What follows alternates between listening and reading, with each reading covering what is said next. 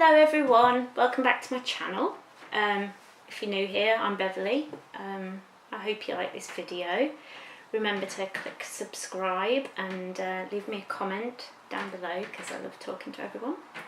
And today I'm going to be talking about the TV show 13 Reasons Why. I think a lot of people have heard of this show. It's got a lot of people buzzing about it. It deals with a lot of difficult issues. I think two things I need to say. One, spoilers ahead. If you've not yet watched this program and you're planning to in future, come back to this video because I'm going to be talking about stuff and you're going to be like, spoilers. And there's lots of twists and turns. I definitely recommend it as well, so go and watch that and then come back. The second thing I want to say is there's going to be triggering things in this discussion because it deals with things like sexual assault, alcoholism, suicide, and I'm going to be relating this to me. So if any of these sorts of things trigger you, don't watch this video because okay, so I want to deal with like 13 things, 13 reasons why affected me. The first thing is small town life and how everything becomes gossip. I grew up and live now in the same town and it's a really small town.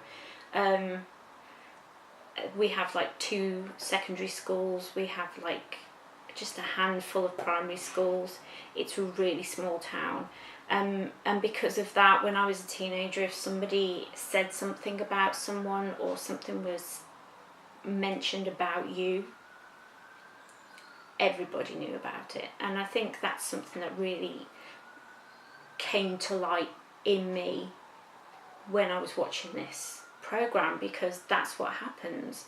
They live in this small little town where nothing happens, and then this girl kills herself, and from that we learn about how she was bullied, how she was mistreated, everything that happened to her. And I think it all spreads like wildfire, and I could definitely, it kind of triggered in me memories of being a teenager and having everybody gossip and talking, and it definitely stuck with me. It was something that I found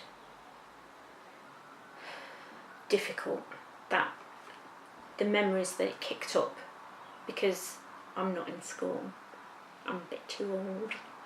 I do wish this program had been on when I was a teenager.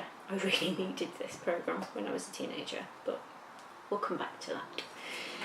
The second thing I want to talk about is feeling like a drain on your parents. I was an only child, like Hannah, who's the main character, and because I was an only child, I was spoiled. I had a lot of things that my friends didn't have, and if I wanted something, 9 times out of 10 I'd end up getting it. My father would buy it for me or my mum would buy it for me. I was spoiled. But I always felt this, I want to say responsibility, this kind of, I'm draining their time, I'm draining their energy. And when I had depression from the age of 14. I struggled and struggled and struggled with it. And I have to admit, I have to say that knowing that my parents, how can I say this, were spoiling me, felt like a drain. There's parts, we see flashbacks in the programme, if you remember, of Hannah in the kitchen and her parents are arguing about money, and there's parts where they're in the store and they're arguing about money. And I think parents can sometimes forget that children pick up on these things. They hear a lot more than you think that they hear. And I think it's important to just remember that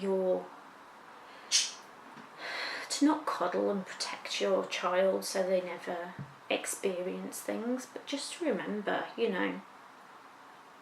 where you are when you're having that conversation about money, or you're having that argument about whatever. Just remember who's in hearing shot and who can hear what you're saying, because 9 times out of 10 it'll be your children, and they will feel that guilt, because I know I often did.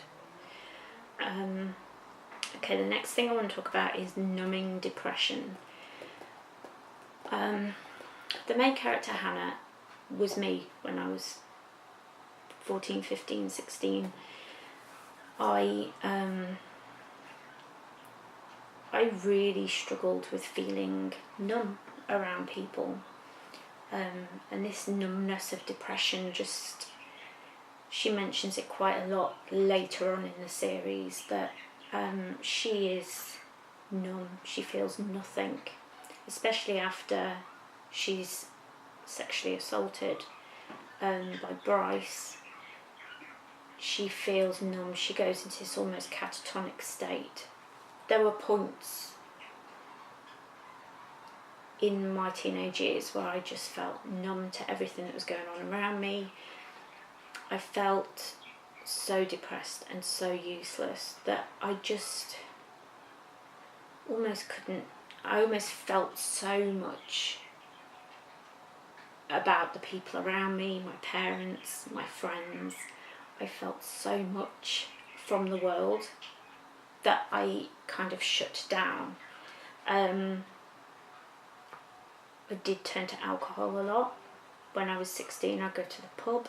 We'd get friends that would get their older brothers and sisters to get alcohol. And that was when I felt again. I don't know, it's difficult to say. It's difficult to think, oh, I didn't feel unless I was drunk. But I definitely found, and when I was at university especially, that when I was drunk, I could just relax. It was like taking that weight of the world off me. And things were easier. When I got to university, I started to drink a lot more, just to feel. But Hannah doesn't turn to alcohol. Hannah tries to reach out to people, but she doesn't have the communication skills, and that really struck me as well, because I didn't have the communication skills. I wasn't very socially adept. I'm still not. And I found myself very much unable to say to anyone, friends, family, I need help. Even though I knew that I needed help, I couldn't say it. I didn't know how to ask for it. And I think they really do come to that conclusion, especially when they took the documentary that comes after the series. I think it's called After the Reasons, something like that. They talk about that.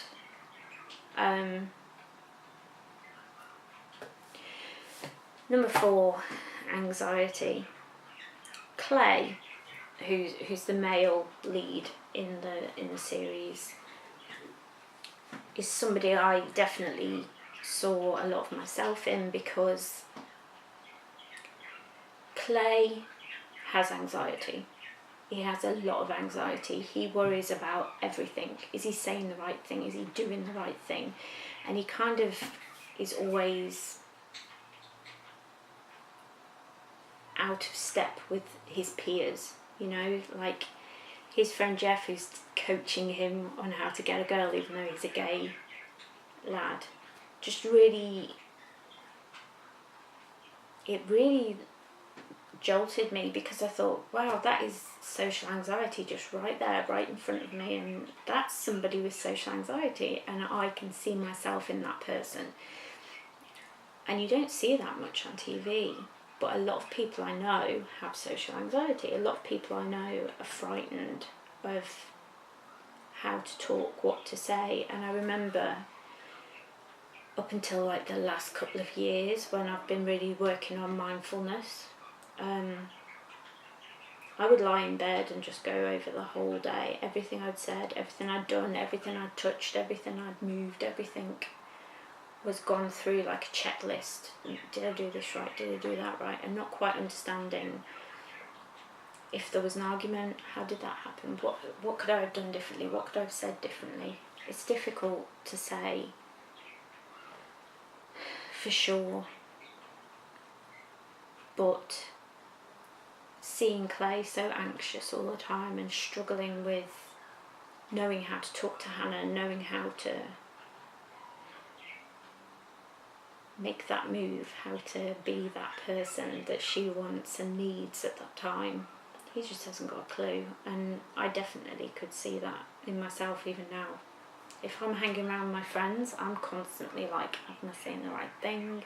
I will think of something before I say it. Everything's thought through, you know, just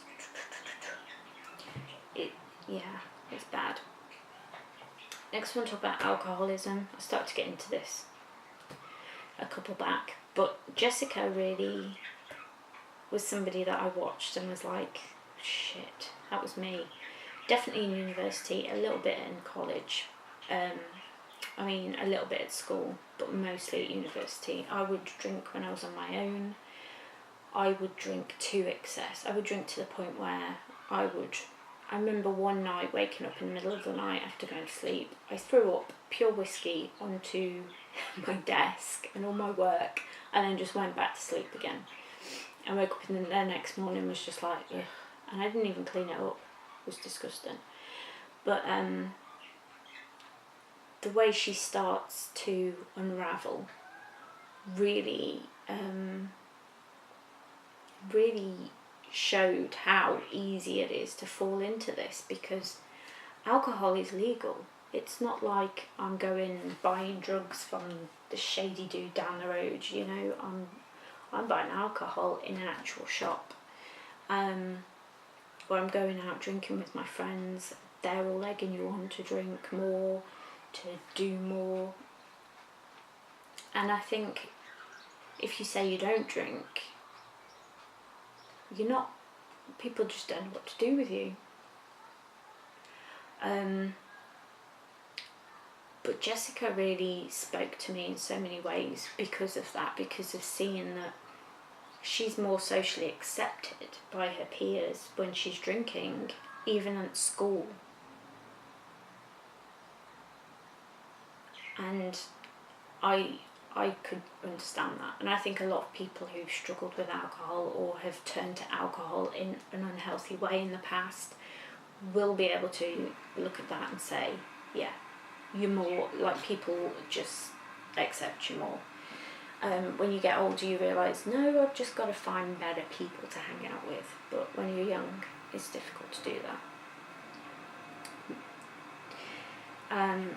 My sixth reason was bullying. I was bullied all through school, from primary school right up until I left secondary school. When I was bullied, it was all little comments. My best friend at school was the popular girl, and so I would get invited to the popular kids' parties and get to hang out with them, but I was not a part of that group, and that was made very clear. We would go to a party together, me and my best friend, and then they'd pull her away to go and do their makeup or whatever, and I'd be left sitting on my own all evening. Being left out is bullying. Little comments, little things that are said have more impact on you, I think, than anything, for sure.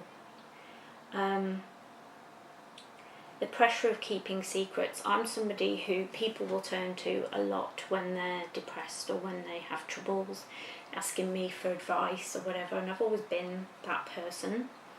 But I definitely feel like Tony, in a way, because some of those secrets that you're asked to keep, you shouldn't be keeping those secrets. They shouldn't be kept.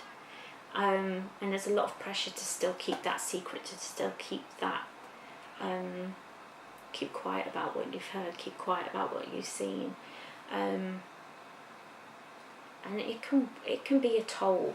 We definitely see Tony trying to help his friend Clay, but he's also wound down by the fact that he could have helped that girl the night she kills herself. She drops off the cassettes and he sees her through the window and he's just like, oh, I don't want to get involved, she's drama. And he doesn't answer the door. And that scene just really resonated with me, because the amount of times that people have wanted to come and talk to me and I've just been like, I don't have the emotion, I'm emotionally exhausted and I don't have any more to give. It's a lot of pressure. If you are feeling that way, there's healthy ways of doing it, like to say, oh, can you come back later, or can we talk later, can we talk tomorrow? But I will admit there have been times when I've ignored people and I've always felt bad about it. I don't do that anymore. Thankfully. Alex is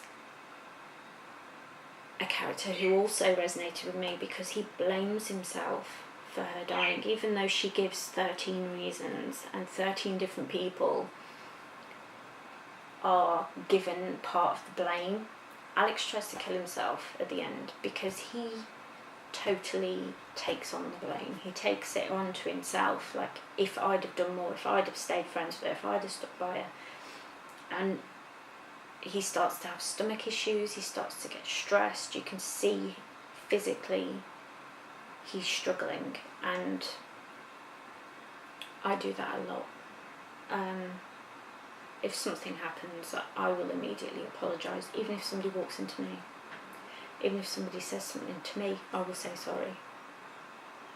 It's something I'm working on, it's something that I'm trying to be better at, but that just really pulled me up and made me think, I don't want to do that anymore. I don't want to be that person anymore. And it's definitely something I'm trying to work on because of that. Seeing the suicide was a difficult scene, but not just because we see Hannah actually kill herself. It's because I had planned in the past to kill myself. I had those plans, I'd stored away tablets, I thought about slitting my wrists, etc. I felt incredibly guilty, because when we see the way her mother and father react, I would never want my parents to go through that, and I definitely felt incredible guilt because of that. Courtney really stuck with me because she's a lesbian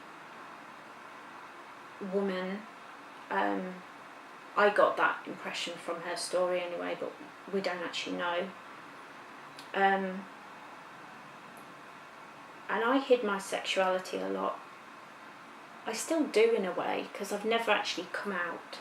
I just think if you've not bothered paying attention to me and figured out that I'm not a straight woman, then that's your deal.